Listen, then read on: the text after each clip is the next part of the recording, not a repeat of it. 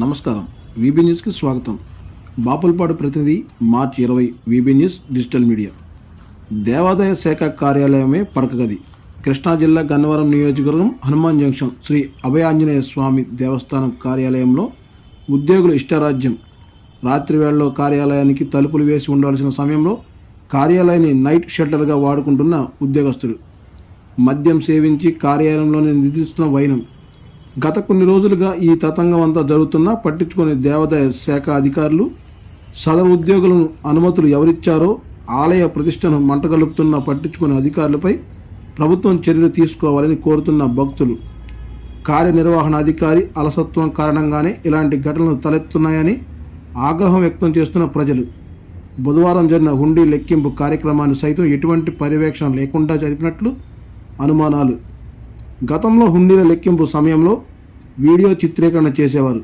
బుధవారం జరిగిన హుండీల లెక్కింపులో అటువంటి ప్రక్రియ ఏమీ జరగలేదని విశ్వసనీయ సమాచారం. సొమ్ము మొత్తాన్ని కార్యాలయం వద్దకు తరలించిన అనంతరం హుండీల ఆదాయం ప్రకటించినట్లు తెలుస్తోంది.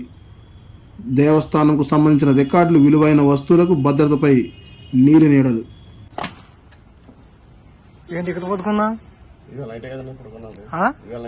నువ్వు వారం రోజుల నుంచి ఇక్కడ పొదుకుంటున్నావు. ఇక నీకు ఎవరు ఇచ్చారు పొదుకోమని అధికారం? ముందాగున్నావు, నువ్వు తాగేస్తున్నావు ఏంటి? ముందు వస్తుందిగా, తాగేస్తున్నావుగా నువ్వు.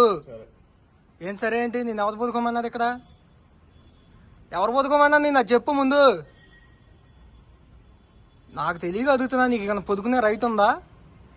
ఎందుకు పొదుకున్నావు ఇక్కడ? ఆయన గుదావరంలో నువ్వు ముందు అవుతుంది లోపల. ముందు ఆగి పొదుకోవాల్సిన అవసరం ఉంది నీకు ఇక్కడ. స్మెల్ ఇక్కడికి వస్తుంది. స్మెల్ నువ్వు మాట్లాడుతుంటే స్మెల్ వస్తుంది ఇక్కడికి. నువ్వు ముందు ఆగలేదని చెప్తావు నాకు. మాకు తెలియదు అనుకున్నా ముందు వాసన ఎలా వచ్చిద్దు.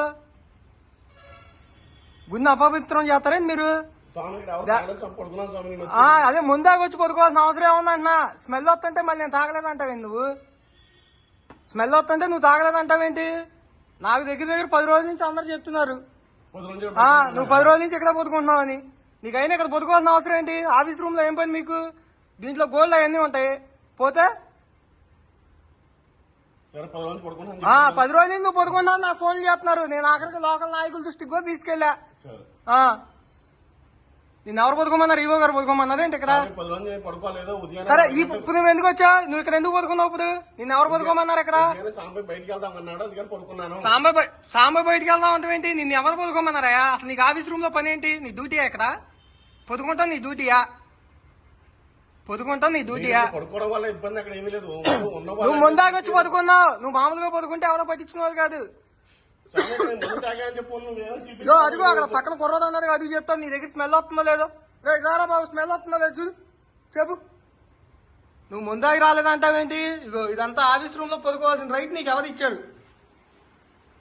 అసలు నువ్వు ఆఫీస్ రూమ్ లో పొదుకుంటావేంటి? నీకు ఎవరిచ్చారు రైట్? ఈవో గారు పొదుకోమన్నదే నిన్ను. ముందాగేసి వచ్చి గుండె అపవిత్రం చేయండి అని చెప్పారేంటి?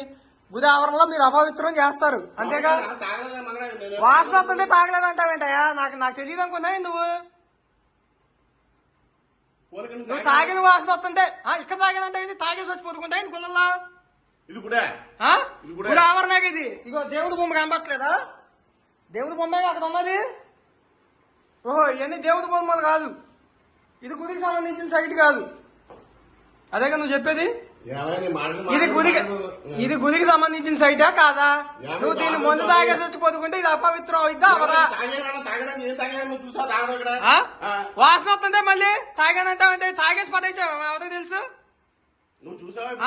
వాసన వస్తుంది కదయ్యా. నువ్వు తాగినట్టు క్లియర్ గా తెలుస్తుంది. ఇక్కడ వాసన వస్తుంది. తాగటం చూసావా?